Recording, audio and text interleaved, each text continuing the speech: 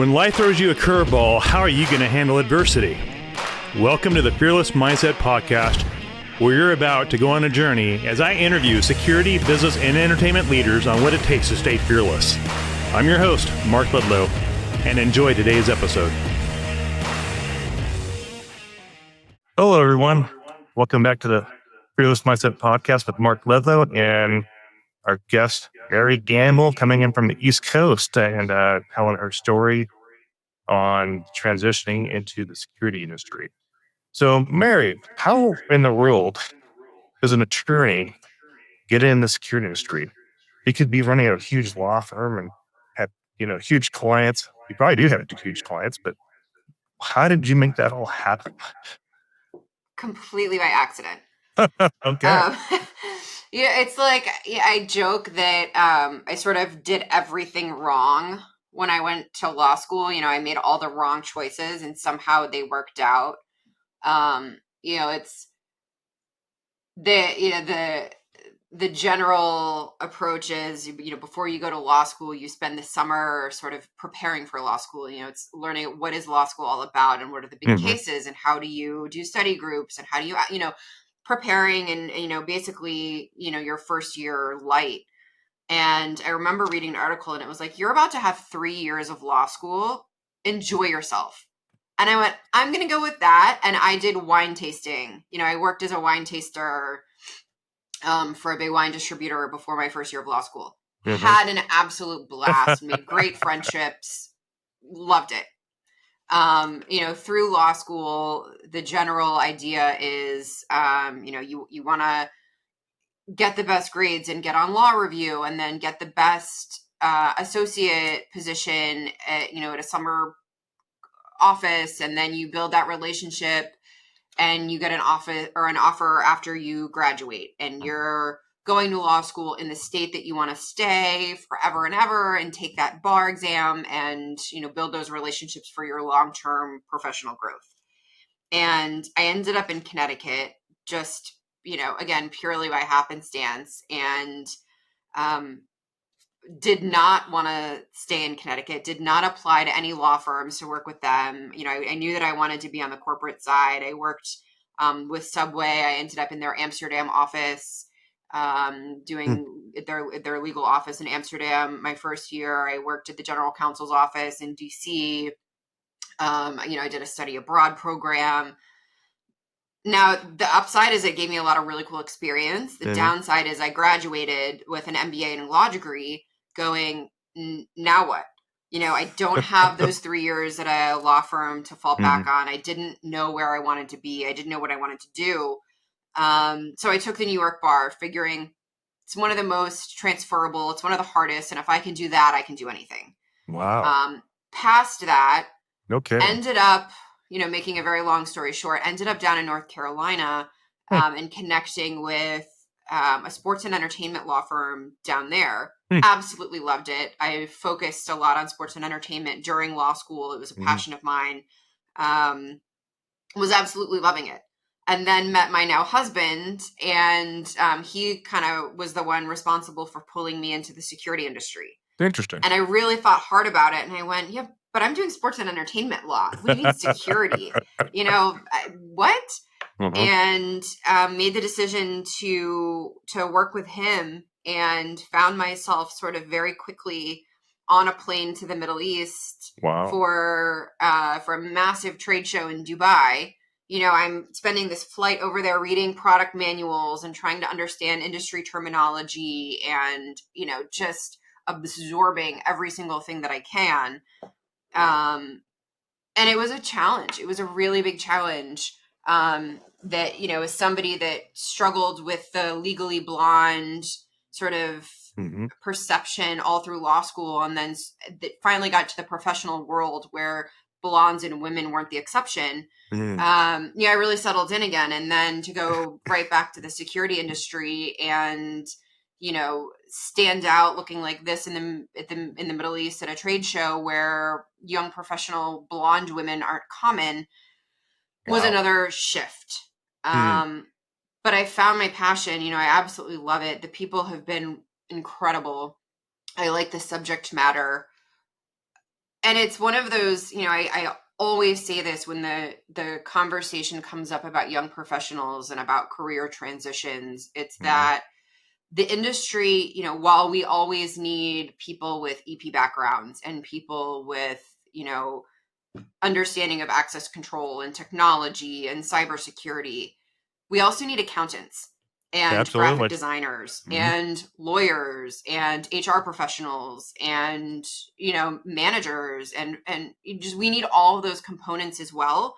So, for all those people out there trying to recruit new talent, look across the board.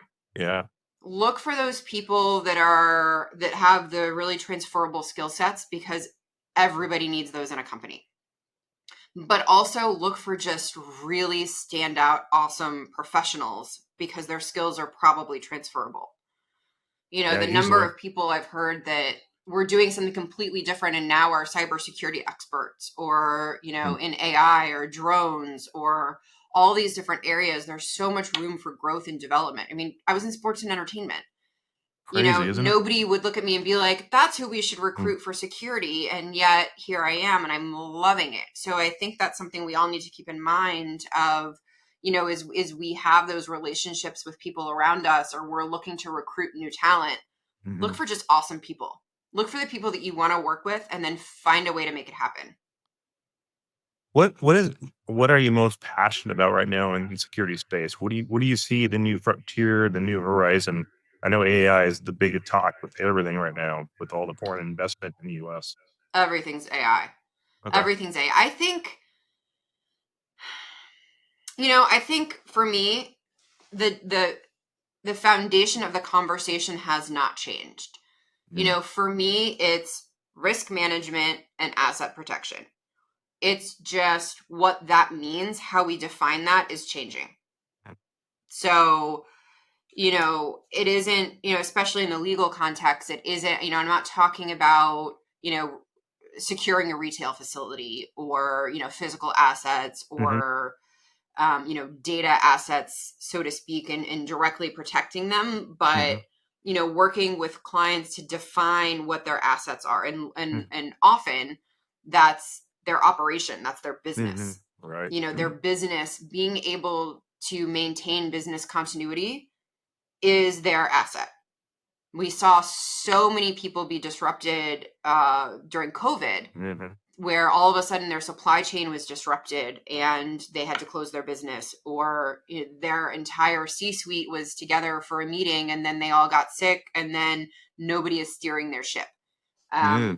So things like that, helping them build that resilience in different ways. So, something as innocuous as a supply contract or an employment agreement or some of their operational documents, helping them build that resilience around what their assets are, what's most important, and how do we build multiple layers of protection that keep them going so that they can do their job. Here's the big question. Right now, I think everybody's being affected by the tariffs, the tariff war, whatever you call it. And I know a lot of people are sitting on budgets right now. And if you're to talk to your future clients, whoever that might be, what advice could you give them to make their life a lot easier and simpler in the next 6 months to a year, from what you can see and hear from your business contacts, without giving out too much information? The struggle with that is there's so much that's changing, and it not only changes, it can change back. Oh, wow. It's inconsistent and the ground is shifting as we speak. So, there's no, all right, well, this tariff went into effect and now we have to pivot everything and readjust. It's, well, the tariff is in place now, on Friday, but Monday it could be different.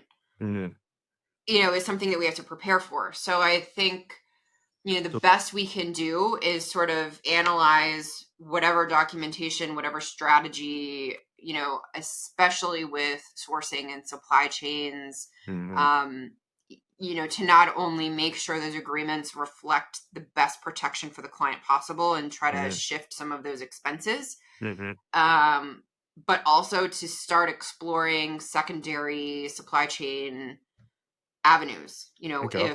If one source has increased tariffs or difficulty in shipping or delays, is there a second avenue that we can do for resilience or for backup or shift something completely to a different location? Mhm. How do we do that?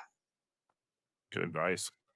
Yeah, and like you said, it's so volatile right now. You don't know what to expect. Right. Very Right. volatile. Even though the market's like an all-time high, it's like skyrocketing. I'm looking at my portfolio, my holdings. I'm like, what the heck? I'm like, Yeah. just like a It's yo-yo. just, it's so unpredictable, hmm and I think Businesses need predictability, right? So they can they do. forecast. But you've also got to move forward. We Yeah. can't, hmm as professionals, we can't just sit still. What's going to happen next for the Yeah. next few years and, kind of freeze. We've got to take a step forward. It's just how do we take it on the most solid ground possible? Yeah, being your attorney, and you also have a CPP as well. I do. So your IQ level's way up there, and you passed the New York bar. So I'd say genius level IQ. That's just my guess. I don't know. uh, The genius in our industry, Mary Gamble. but it was a really cool experience to be able to pursue the CPP, and you're right, there aren't a lot of attorneys that have the CPP by nature, hmm right? And most of the time attorneys are practicing law full time. I had the really unique opportunity of being able to be in-house at a company. So while I was doing legal work, I was also doing operational control and, had the rare opportunity to help develop technology and test it and roll it out and, Wow. write all the product materials and develop websites and do research the different technologies and what's coming down the pipeline and work with suppliers. And so it was a really cool experience, hmm that's translated really well for me to not only understand, um, the legal side, and I got my MBA at the same time, so I bring that sort of holistic Wow. business law understanding, but also what does that mean for the industry, hmm with the technology, with ESRM, with you know protecting a space, with risk hmm mitigation. What do these concepts mean in practice? What is septet? Like all these things that you might hmm have to really drill down and explain to a lawyer, and they're going, hey, like, we're only looking to contract, right? To understand Right. holistically, what does that mean for an Mhm. entity? How do we apply things like ESRM in practice? How do we justify security budgets? So it isn't the lawyer making the budget cut saying, we don't need a line item for security or, whatever it is, to make that holistic case. Wow. So it sounds like you're almost like a serial entrepreneur. Yeah, a little bit. That's got to be fun. It is fun, although it's not for the faint of heart. No, There's definitely days, and I know you get it. I know you get constant it more than hustle. anybody. You wake up and go, what am I thinking? What am I Why did I doing here? not just, the number of times I wake up going, I'm looking around, and the people that I went to law school with are partners at big firms Mm. and, now have these cushy salaries and these cushy jobs and can relax a little bit. And I'm going, you know, why didn't I do that? Why didn't I do that? Why did I choose this straight uphill, challenging path? hmm But then there's days where, and more often than not, I go, I wouldn't have it any other way. I love it. Sounds like you like the variety I do. and the different I do. personalities. Yeah. And the personalities, I mean, we're in a alpha driven personality industry, I would say. There's some Yeah. strong willed people out there. Very. And you probably strong willed yourself, I would imagine, just, you A know, bit. a little bit. A little bit. But yeah, you have to have the will to get an MBA, to get a law degree, pass the bar in New York. I'm like, okay, what else can I do? Yeah. Because you're always, if you're not challenging yourself, you don't grow. Right. You really don't.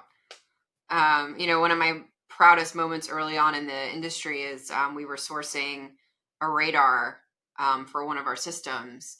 And I, completely, probably drove this guy crazy, this one supplier that we were talking to, and I'm just peppering him with questions, trying to understand. Mm-hmm. And then I had a follow up, and I'm going, okay, well, let me make sure I understand this and this and this and this and this. And he goes, you probably understand this system more than my sales guys do by now. I'm a day in, and it was such a proud moment for me. To be able to drill in at that level of specificity and understand it and bring that knowledge back, it was exciting. It's fun, it's cool, to have that level of engagement and not just do the same thing Mm-hmm. every day. Yeah, I would agree with that. Being an entrepreneur, running my own company has been exhilarating because it's like, if it doesn't happen unless you make it happen. Right. And then no boss. The clients are the boss. Right. So you have several clients, and if you don't reach out to them, there's 100 Mark Ledlows trying to take Mark Ledlow out. Just that's how it is. It's competition is fierce. That's just life. Yep. Yep. Yep. Absolutely. So what are you most excited about in the next let's say the next 3 to 4 years? What do you see on the horizon that gets your heart racing and exciting, and what's getting you up in the morning? What new challenges? Yeah, I would say it's a double-edged, it's both exciting, it's that, for anybody, I'm going to date myself, anybody that remembers Saved by the Bell, like, I'm so excited, I'm so excited, I'm so scared, right? Like, AI and technology I am so excited, I'm so excited, oh my gosh, I'm so scared, Oh, and I would agree. not just, Good point. to clarify, not just am I scared of what the technology can do, Mm-hmm. but I think being able to competently understand the technology at the pace with which it's being developed and implemented. Wow. How much work it is to stay current and stay competent at all these different tools. Mm-hmm. Good point. That's a huge challenge, but it's also really exciting. All these very cool things. I look at all these startups Oh yeah, coming out tons of and them. these new technologies and hearing what they can do and seeing it demonstrated, going, that is super cool. These capabilities that we didn't have Mm-hmm. 10 years ago, 5 years ago, 6 months ago, are completely changing the game. But it's Mm-hmm. also terrifying going, oh my gosh, look at what they're doing. And look at, these kids in high school are developing these technologies and launching, True. I didn't even think about that. And look what they're doing and racing forward in the market. Oh my gosh, I've gotta wake up and work even harder and understand these technologies and how to better serve my clients, and not stay in an analog world where everything's going digital and Mm-hmm. beyond. So, Right. it's both exciting and terrifying. Yeah, that's how I look at it too. I mean, there's going to be a new economy, and we're seeing it with all these investments and all these Yep. AI's investments in all over the country coming over from Middle East. And Yeah. it's like, oh, how is that going to change our economy? Because this thing changed our life. This Completely. PC changed our life. Now we have these things, earbuds that have AI. You can talk to AI on your earbuds, and Glasses, contacts. it's like, how is that going to change and boost our economy? And what threats are they going to create in the future? We don't even know. Yeah. Like, Right. All the privacy concerns and the data concerns, and it was an interesting concept a few years ago of, ownership of data. oh yeah, You think of all the data that is being created and mm-hmm, collected, right? Like, mm-hmm, it's charging right now. I've got an Apple Watch. I have an Aura ring. I am the person that's creating the data that they are tracking. Yeah, they mm-hmm, created the graph that I read, but it's my body's mm-hmm. operation that created the data itself. I should own that data. How do I assert my ownership right over that data and prevent the company from just selling it on, Wow. or protecting what they do with it? So it's things like that I think are going to be an evolving landscape as we move ahead. And, you're seeing it with AI, with generative AI in particular, all these people going in and, hey, ChatGPT, tell me about this, or how do I do this? Mm-hmm. and the risks that some companies face where their employees are just, with abandon and no forethought, dumping privileged and confidential information into ChatGPT for the easy solution. Wow. That confidential data then becomes part of the source material, and part of the analytics of ChatGPT becomes public. Whoa. So we have That's already true. seen some lawsuits emerge with that being the genesis. I think we'll see a lot more. Wow. I didn't think about that, but that's a good point. Yeah. Everybody uses There's a ChatGPT, case. right? Go ahead. Yeah, there's a case a little bit ago from Samsung, I believe. Some of the employees put in some of the source coding and said, "Hey, optimize this," or "Where's my bug? Fix it." Well, that source code is proprietary. But by putting into ChatGPT, it then became public, and other companies could then go access it and use it and reverse engineer and compete with other products. Wow. So it's things like that you wouldn't immediately Wow. think of Mm-hmm. that are then, out in the ether and incredibly concerning. So That is dangerous. Wow. problems we didn't know we would ever face, and it No. changes day by day. Wow. Yeah, I watch stocks with I watch Apple, Meta, and Amazon, and they're all AI racing. There's everybody's doubling down, doubling down. Like, what the heck? Right. We thought they were big now. We haven't seen anything yet. Just wait. Yeah, it's like, Yep. holy smokes. And then Yep. I saw something in my feed just now. I was looking at my phone, Plantera, which is a contractor with the government, I believe, for intelligence. They're predicting it to Palantir, be, yeah. yep, they're predicting it to be equal to Amazon with their technology, whatever they're doing. I'm like, what? Data Really? collection and yep. That's it. Yep, you're right. You saw that too. So I'm like, huh, what is going on in our world? Just can't keep up with it. It's happening so fast. That's it. But yeah, so the security industry will be thriving again soon. I know it's been quiet because there's a lot of shifting going on, like we talked about. So I think it's gonna those 6 months we're gonna have a different conversations, and we're not gonna be able to find enough people. Yeah. Well, I'll schedule that check-in for 6 months from now. We'll have a what's changed that we didn't see coming. That's a good idea. Follow up. Yeah, we got to do a follow up on that. And then I got to do a shout out for your Women in Security Gala. Is that correct? Coming up, or is that? So the format has changed a little bit this year. We've moved away from the gala structure. Okay.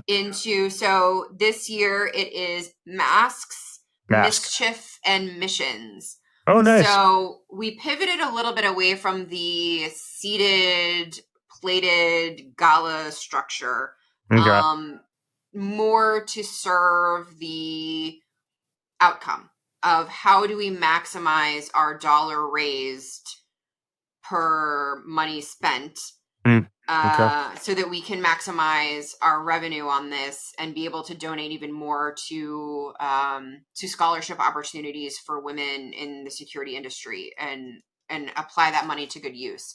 So it's going to be really exciting. There's going to be lots of silent auction items. There's going to be events on site, purchase opportunities.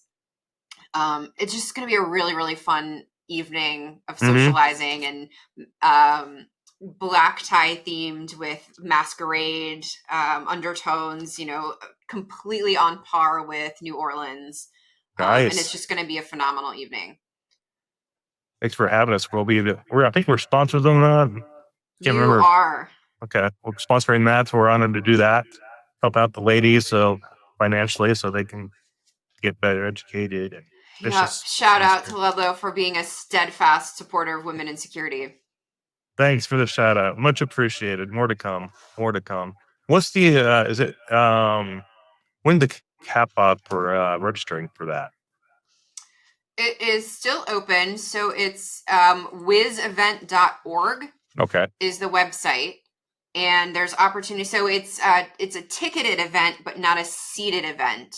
Ticketed. So tickets can be purchased. Each one is $50. There's grouped ticket opportunities as well as sponsorship groupings that include ticket bundles as well. Nice. Yeah. So it's not going to be a dinner, just auction, live auction. Live auction, open bar, heavy hors d'oeuvres. So we'll And hors d'oeuvres. still heavy past hors d'oeuvres There you and go. food. So you won't walk away hungry or thirsty. There you go. But really focus on the networking and the socializing and the fundraising aspects of it. Perfect. Okay. Yeah. Do you guys have was that going to be a hotel next to the convention? It is or no, it's down in the French Quarter. French It's Quarter? at Okay. a location called Bourbon View. Bourbon View. Got it. Okay. That'll be yeah. You guys had a big turnout, like a couple hundred people in Orlando last year. Yeah, we did. That was a Thrilled. big deal. Yeah, so we're looking forward to doing the same. Hopefully, no hurricanes are coming in the States. Well, that's the hope. I had to leave early because they're announcing category 3, 4 coming to Orlando. Like, what the heck? I'm out of here. I got my rental car. Went to Jacksonville just to avoid it. Same. Got out just in time. Yeah, that was a wild week. Yeah, so hopefully no excitement this year. I hope not. No, Chuck was going to do his friends of Chuck thing, but he said, you know what? It is hurricane season. I'm like, oh, that's why you're doing what you're doing. Okay. So I'm like, it's risky. We'll probably do some sort of maybe a happy hour thing at a bar or something lower level. I talked to a few people. Hey, we need to do a live podcast thing. So we're trying to think our team on what's a good investment. But like Gary said, it's always been a good investment to invest in as is, because you won't probably see the return on your investment immediately. It usually takes, we found 4 to 5 months of people start reaching out. Hey, I got this project. Hey, I got this project.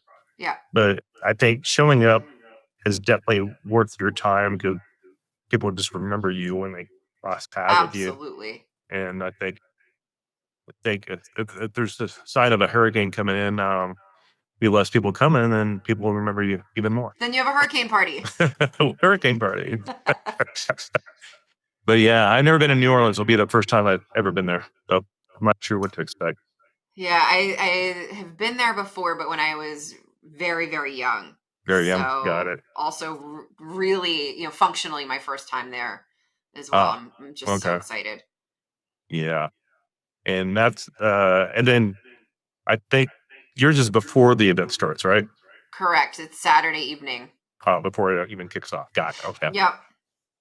Okay. And then the goal is to raise enough money for those scholarships. So you need as many sponsors as you can get for the scholarship. Exactly. So our goal is to be able to award 5 $2,000 scholarships. Wow. Okay. For women in security, and hopefully be able to award them on site. Dude, so that's cool. That's our minimum goal. I'd love to report back that we doubled it or even tripled it. But that's where we'd like to set our minimum benchmark for success. Now, who's on the committee with you? Is it Brittany on that with you, or it's just totally you? Yeah. So Brittany is one of the sort of leaders of the charge behind it. Okay. And we've got just a phenomenal group of women from all over the industry that have really come together with their own skill sets. And it's cool to see, somebody's going, hey, I was an event planner in my previous life, and I'm good at graphics, and my job is in sales, so I'll help build, sponsorship connections. And, it's cool to see all of that come together. Yeah.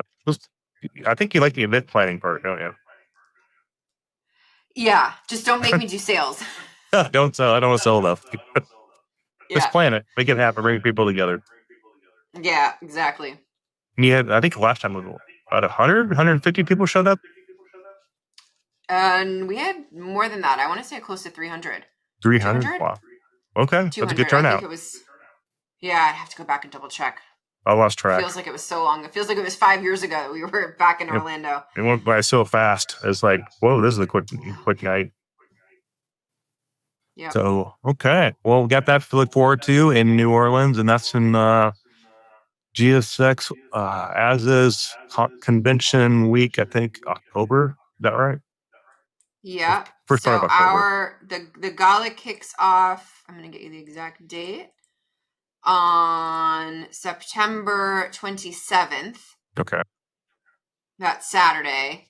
And then GSX starting on Sunday the 28th. Got it. Okay. I'll have my team put that in the notes under the podcast so people can track it and put the Awesome. website in the notes too. So they can get that and we'll tag Brittany, of course, in this and we'll tag Okay. Mary in this and any other ladies that you want to tag, we'll put them in there. So we'll blow it all up Awesome. for algorithms on LinkedIn. Here's a question. What has been your experience on LinkedIn? I'm hearing that the algorithm has changed, not the reach it used to have. It's changed the thing. And you spend much time on LinkedIn? Do you know anything about those conversations? It ebbs and flows. Okay. And some of that is, again, my introvert kicks in sometimes, and I just need some distance. Mm-hmm. I'm finding though that LinkedIn itself is evolving. Where it used to be purely a space for professional connections that I used to say I wouldn't build or accept that request if I didn't personally know somebody, Sure. because it was a way to publicly vouch for that connection and that relationship. Good point. That I think has changed somewhat. I think also it used to be solely focused on professional content, on articles, on job changes, where now there's a much heavier social dynamic included in posting and content. Now, I'm not saying it's necessarily a bad thing. Sure. It's changed. I can tell. To your point, on our first recording, you're building that relationship with other people. It's not just about the deal itself. It's who's sitting across the table from you. So it allows that depth of development. It just, it to some degree dilutes the professional focus of LinkedIn. So, it's evolving. Let's give it time and let's see, how it balances out. I still think it's a really effective tool. I still really enjoy LinkedIn. I still think it's really powerful and, a great way to connect with other professionals. It's usually my first resource that I turn to. Interesting. So we'll see. Put Yeah, that I've on the noticed. follow-up agenda. Yeah, follow up. Yeah, exactly. I gave myself a LinkedIn social media break for over the weekend, so I didn't touch any time. And Yeah. we've been my team's been playing with it. My social media guy, John Toby Fisher. He's been taking over that stuff, and I just don't have the bandwidth to manage it. It's just so much work. It's like 30, So 40 hours a much. week. And running a company and the podcast is just, you got to have the bandwidth to research it and know what to post, when to post. But we're finding, I'll give you the audience a little tip. We're finding that the carousel feature with PDF on LinkedIn is probably the most effective tool. And you have to get what the idea about what LinkedIn's pushing is, like what Mary just said, is creator content. You have to create information. But the more engagement you get on that post, the algorithm blows up. Yeah. And the key thing is you want to get engagement within the first 2 hours of that post, and then your algorithm will blow up. And we're pushing almost 10,000 followers on that thing. It's awesome. And I started LinkedIn with my launch of my podcast 4 years ago. I think I had 1,500 contacts. Now we're pushing almost 10,000. That's awesome. But yeah, thanks. Been a lot of work on that podcast, and I had social media managers that do it all mainly do it for me. I'd say I'd probably 10% it, and they're probably 90% because it's just impossible to keep up with it all. It's a full-time job. Yeah. I think Yeah, Lee it lives is. on LinkedIn, and so does Tim. Yeah. I don't know how they manage. It's I like, really don't. boom, alert post, alert post. But, it gets us the messaging out there. But I think it truly is a creator's platform. And the more creative you can get on that platform, the more the algorithms open up. And I think if you do LinkedIn Live, I think that really opens it up. But Yeah. it'll probably change in 5 months. And what I just said probably be over everyone. So And who there's going to knows? be some new tool out there that we're talking about. Yeah. The AI. And I noticed too, when I use AI to make a post, I started playing with that. I'm like, well, maybe if I use AI, they'll give me bonus points. Sure enough, got bonus points. And just like, oh, it does work. Okay. Otherwise, if you do it with my own grammar, I'm not a lawyer, so I write horribly. like I barely got out of high school, even though I have a college degree. It's like, okay, that was horrible post. AI, oh, that was so pretty, like it's published. Yeah.